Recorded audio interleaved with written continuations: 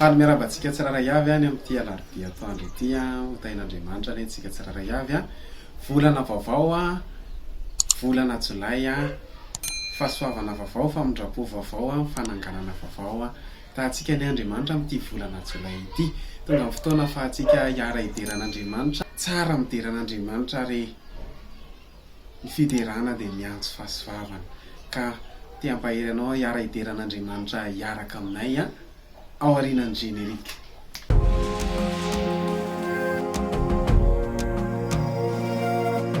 Tikanao tena itianao mafonay manontolo zay amin'ny sainay manontolo ary amin'ny herinaratra fahatantanao metinay itiavanay anao sotranao tompo teranao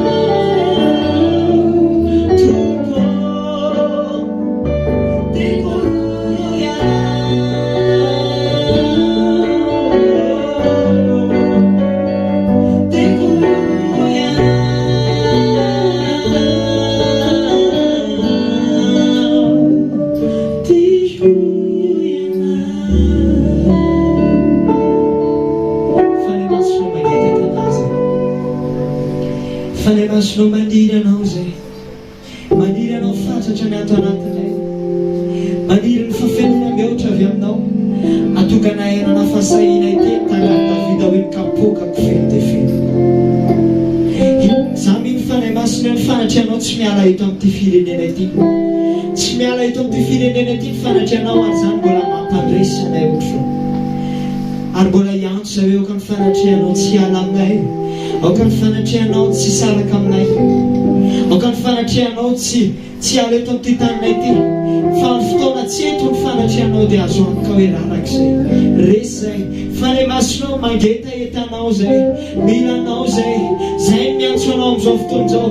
Fa nizaniza ndray anay sy manaraka an'izao video zao dia atsapany fahafelon'ny fanemasina. Manonona ny herin'Andriamanitra hidina ameno tsirairay avy, manonona ny hesotry ny fanemasina hidina ameno tsirairay avy. Fanemasinao feno ianao, mangeta entan'ny ranon'olo ny fanemasina zay, feno iao, feno iao, feno izay fanemasinao, feno iao, kasih widrai, amigo suchau, lai maridai, kan fanacheanau, fanacheanau, amigo aí.